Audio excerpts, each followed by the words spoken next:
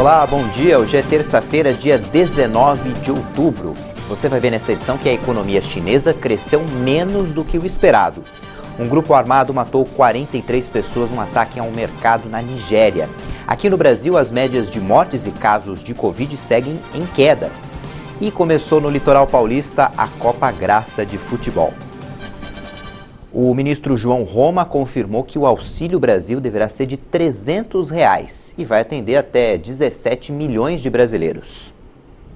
O ministro da Cidadania, João Roma, confirmou que o governo federal tem intenção de aumentar para R$ 300 o valor médio do Auxílio Brasil, novo programa de assistência à população em situação de vulnerabilidade. O ministro também afirmou que o programa vai ampliar a quantidade de pessoas atendidas, passando a 17 milhões de brasileiros. O texto da medida provisória que cria o Auxílio Brasil foi entregue em agosto e está em discussão no Congresso. Atualmente, o Bolsa Família beneficia cerca de 14 milhões e 600 mil brasileiros e nós pretendemos zerar a fila do programa, chegando a próximo de 17 milhões de beneficiários. Hoje, essa fila iria até 16 milhões e 800 mil beneficiários. Nos próximos dias, o presidente Bolsonaro deve reunir toda a equipe, tanto do Ministério da Cidadania como do Ministério da Economia, para apontar as fontes de recursos. É uma decisão de governo, e que é extremamente adequada, uma vez que prioriza justamente aqueles cidadãos que mais necessitam. O governo federal dispõe hoje do CAD único, que é o cadastro único. É através dessa maneira de cadastro que nós justamente buscamos interligar todas as políticas de assistência para aquela população mais carente. E a Caixa Econômica Federal libera hoje para saques e transferências a 6ª parcela do auxílio emergencial para nascidos no mês de novembro e dezembro também. O pagamento da 7ª parcela do benefício já começou. Recebe hoje quem faz parte do Bolsa Família e tem o NIS com final 2. O crescimento da economia chinesa nos últimos 3 meses foi bem menor do que o esperado, que gerou preocupações nos mercados mundiais. O produto interno bruto da China cresceu apenas 4,9% no terceiro trimestre de 2021, após avanço de 7,9% no período de abril a junho. Os números foram divulgados pelo governo no momento em que o país enfrenta uma grande crise de energia, interrupções na cadeia de abastecimento e agravamento dos problemas de dívida no setor imobiliário. De acordo com o Escritório Nacional de Estatísticas, o crescimento econômico mostra uma desaceleração mais significativa do que o esperado. A recuperação da segunda maior economia mundial perdeu força após a rápida retomada posterior à pandemia e o resultado ficou abaixo das previsões de 5% dos analistas. A economia nacional manteve o ímpeto de recuperação nos 3 primeiros trimestres com o avanço da reestruturação econômica e do desenvolvimento de alta qualidade. Mas devemos observar que as incertezas do ambiente internacional aumentam e a recuperação da economia doméstica é instável e desigual. As dificuldades da gigante imobiliária Evergrande, que acumula uma dívida de mais de 300 bilhões de dólares, afetaram o ânimo dos possíveis compradores do setor. Mas o Banco Central da China afirmou que qualquer impacto da Evergrande será controlável. O presidente da instituição, Yi Gang, disse no domingo que as autoridades estão atentas aos problemas com o possível não pagamento de algumas empresas. Yi Gang também garantiu que o PIB chinês deve crescer quase 8% este ano. Morreu ontem nos Estados Unidos o ex-secretário de Estado Colin Powell. Colin Powell, ex-secretário de Estado americano durante a administração do republicano George W. Bush, não resistiu à Covid-19 e, mesmo vacinado, morreu nesta segunda-feira. A informação foi confirmada pela família do primeiro afro-americano a liderar a política externa do país. Powell tinha 84 anos e foi chefe do Estado-Maior Conjunto durante a Guerra do Golfo. Ele também é considerado um dos arquitetos da invasão do Iraque. O ex-secretário de Estado morreu no hospital Walter Reed, na região de Washington, onde os presidentes dos Estados Unidos geralmente recebem atendimento. Defensor da guerra no Iraque, Powell fez um longo discurso em 5 de fevereiro de 2003 no Conselho de Segurança da ONU sobre as armas de destruição em massa que o regime de Bagdá supostamente possuía. Os argumentos dele foram a base para justificar a invasão do país algumas semanas depois. Anos mais tarde, Powell admitiu que o caso era uma mancha em sua reputação. Nascido em 5 de abril de 1937 no Harlem, ele cresceu em Nova York e se formou em geologia. Powell ainda participou do corpo de treinamento de oficiais da reserva na faculdade e, ao se formar em junho de 1958, recebeu a patente de segundo tenente do Exército dos Estados Unidos, sendo enviado para a então Alemanha Ocidental. Powell cumpriu 2 missões no Vietnã, de 1962 a 63, como um dos milhares de conselheiros militares de John F. Kennedy, e novamente entre 1968 e 69 para investigar o massacre de My Lai.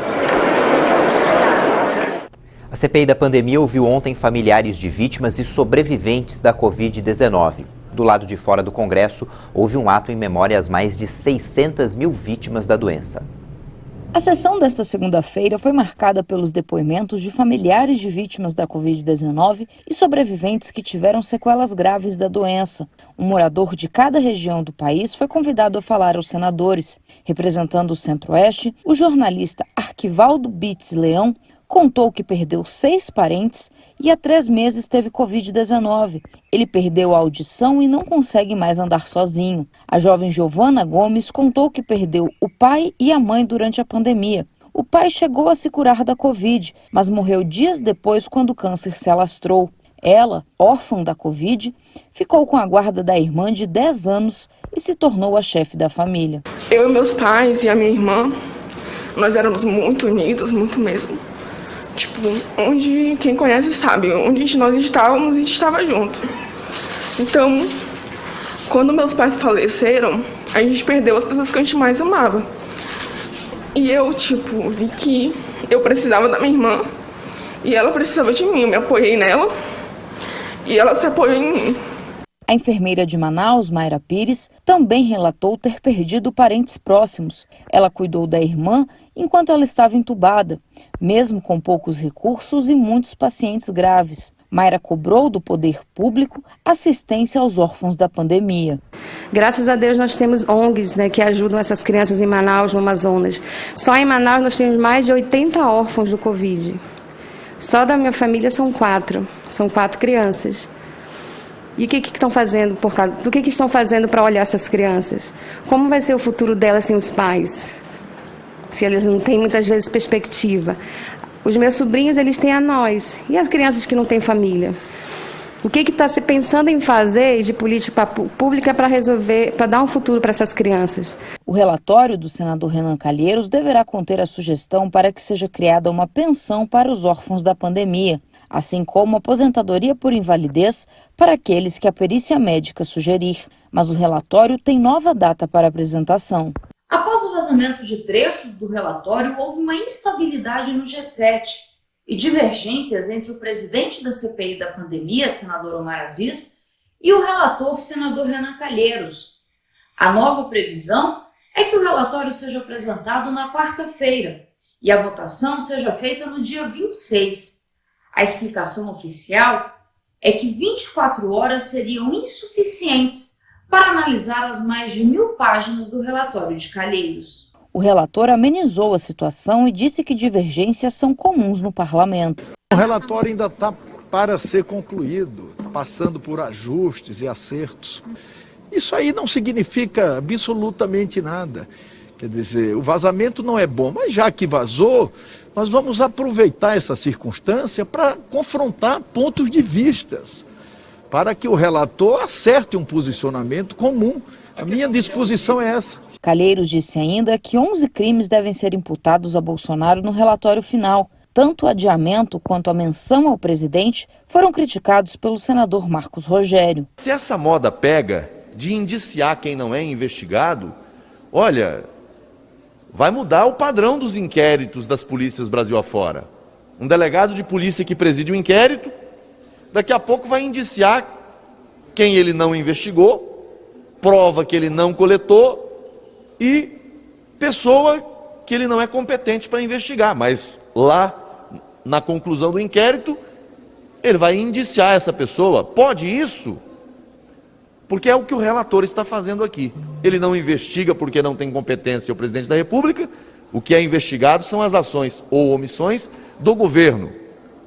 não o presidente da República. Além do relatório de Renan Calheiros, a CPI deve receber um relatório paralelo da base governista e outro do senador Eduardo Girão. Na sessão desta segunda-feira, a CPI também aprovou o requerimento para que o Ministério da Saúde informe em no máximo 24 horas a quantidade de vacinas que estão à disposição do governo, mas ainda não foram distribuídas aos estados. Fora do Congresso, foi realizado um ato em homenagem a 600 mil vidas perdidas na pandemia. 600 lenços brancos foram pendurados em memória pelos mortos. O ato foi organizado pela ONG Rio de Paz. Depois, os lenços foram entregues aos senadores da CPI da pandemia. O sudeste do Brasil tem sido muito afetado pelos temporais e ainda pode vir muita chuva. A previsão é de que o tempo continue instável pelo menos até o fim de semana. Vamos ver agora como é que fica o tempo hoje em algumas cidades do país. Em São Paulo, o dia não vai ser muito diferente de ontem. Céu encoberto e máxima de 16 graus. Na cidade do Rio de Janeiro, o tempo também vai ficar instável com máxima de 21 graus. Em Aracaju, Sergipe, o dia vai ser mais quente com céu limpo e a máxima de 30 graus. Já em Urupema, Santa Catarina, a temperatura não passa dos 16, com mínima de 4 graus. Em Porto Velho, em Rondônia, o dia vai ficar mais quente, com máxima de 30 graus, mas tem previsão de chuva forte durante a tarde. Depois do intervalo, a gente mostra que o litoral paulista está recebendo a primeira Copa Graça de futebol. Até já!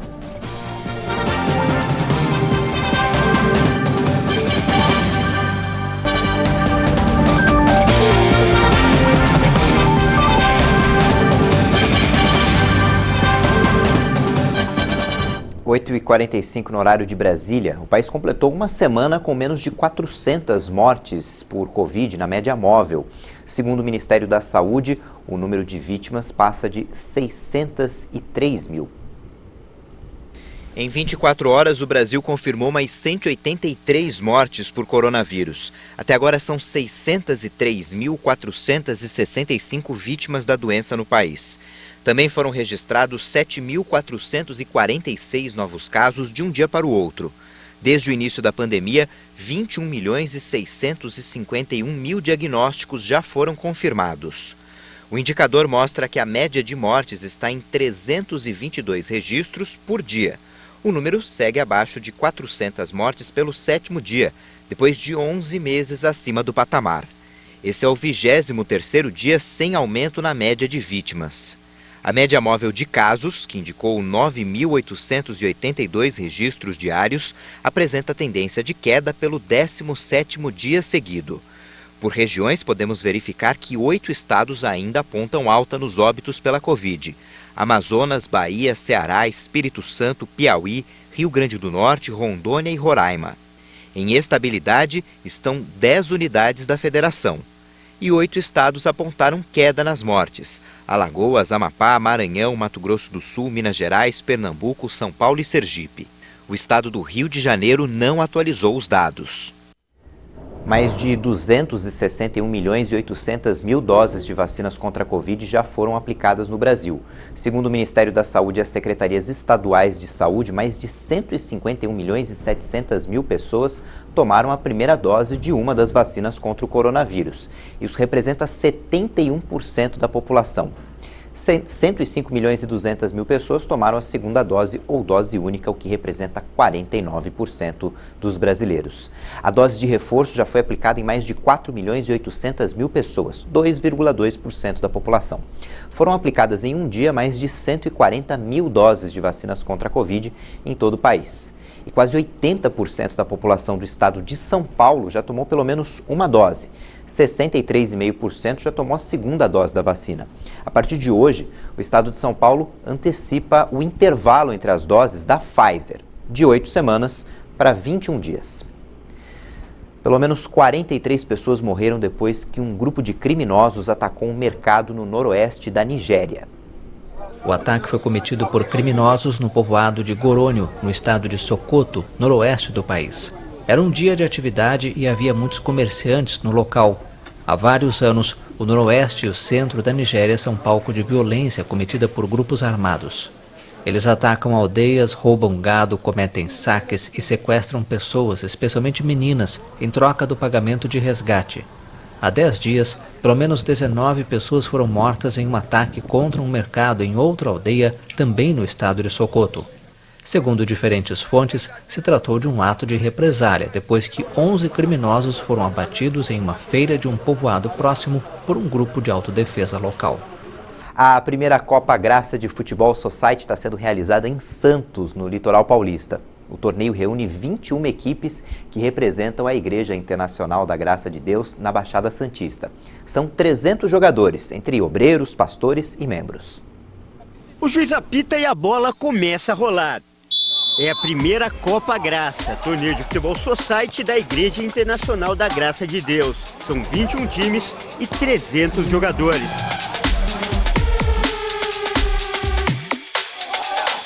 A competição está sendo realizada no Clube Portuários, em Santos. Cada equipe representa uma igreja da Baixada Santista. Às sextas-feiras fazemos essa brincadeira aqui neste mesmo local, na Arena Portuários.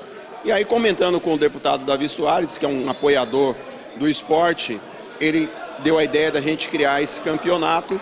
E aí iniciamos no dia 18 de setembro a primeira Copa Graça. A igreja realmente se uniu nessa questão, né? E mobilizou a Baixada Santista toda. Tem igreja em Peruíbe, né, até Bertioga, todas elas estão participando, ou seja, são 9 cidades, e as igrejas têm sido movimentadas por jovens que não vinham mais na igreja e a partir do campeonato passaram a vir. Dentro de campo estão membros das igrejas, obreiros e até pastores, como o pastor Rodrigo, que comanda as ovelhas do time dele.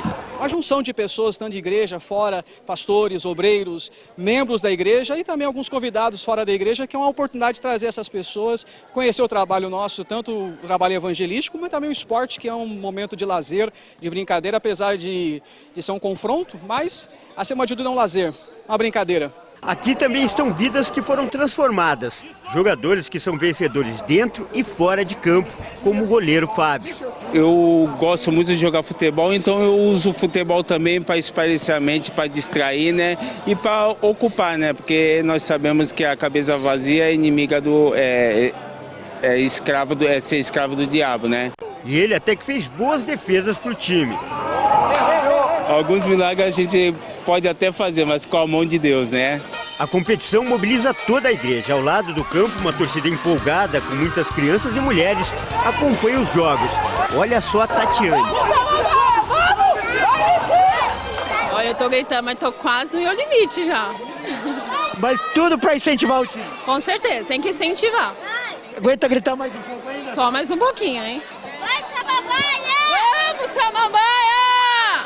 Cerca de 50 pessoas estão envolvidas na organização da competição. E no final de cada jogo tem até entrevista com os jogadores. E essa entrevista que a gente acabou de ver sendo gravada vai para um aplicativo, onde estão todas as informações do campeonato, como tabelas, artilheiros e gols, além de imagens. Né, Iris? Você que faz essa entrevista. Isso mesmo. Baixa o aplicativo, por lá vocês podem acompanhar tudo que está acontecendo no nosso campeonato e também vem assistir os jogos aqui no Portuários de Santos. Vamos mostrar como é que funciona o aplicativo aqui. Vamos lá, para quem nunca mexeu, você no iOS ou Android, você vai clicar do início. Aqui tem não só o nosso torneio, mas vários torneios. O nosso, no caso, é o Copa Graça, já está personalizado. Olha só, vamos ver os grupos aqui.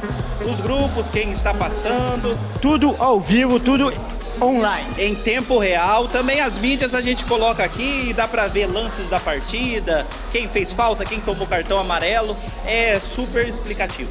A grande final está marcada para o dia 27 de novembro. Os 2 melhores times vão disputar o título, aqui mesmo. E o vencedor vai levar para casa troféus e medalhas. Mas independente do resultado, a organização do torneio acredita que todos vão sair ganhando. Isso porque o principal objetivo não é vencer ou perder, mas usar o futebol para levar a palavra de Deus para mais pessoas, principalmente aquelas que não frequentam as igrejas. E essa sim será a grande jogada da competição. A maior vitória, na verdade, é do reino dos céus, né? As pessoas que estão vindo, que estão agregando, já tem os convertidos que estão se divertindo e aqueles que estavam sem a conversão passaram a vir e agora, além de participar do futebol que eles participavam lá fora, participam aqui junto com a gente dentro da igreja. Aí tem oração, a gente faz um louvor faz uma adoração aqui neste mesmo local e leva as pessoas a Deus em nome de Jesus. O futebol é só um instrumento. O maior objetivo é levar as pessoas ao reino dos céus. O Messias é um exemplo. Ele não frequentava a igreja, mas gosta muito de futebol e começou a jogar com os membros. Acabou se convertendo e hoje é obreiro. Eu sempre gostei de futebol desde pequeno, só que não frequentava a igreja. Aí a minha igreja do Samambaia tinha esse projeto de toda segunda-feira a gente eles se reuniam na praia para jogar bola e me chamaram. Aí eu acabei indo, gostei, comecei a pegar amizade com o pastor, com os obreiros, com jovens de lá e acabei me aproximando e hoje eu estou aqui, graças a Deus. Hoje é frequentador da igreja e não sai mais. Graças a Deus, eu já sou obreiro da casa do Senhor, graças a Deus, e tô aí, não saio nunca mais. E ele justificou o nome e mostrou que é mesmo iluminado. O Messias estava na reserva, mas logo que entrou no campo, marcou um gol pro time dele. É gol, Messias! Mas quando o jogo acaba, o clima é de confraternização. Antes de serem adversários, são todos irmãos. E todos vencedores. Afinal, quem está no time de Jesus Cristo sempre sai ganhando.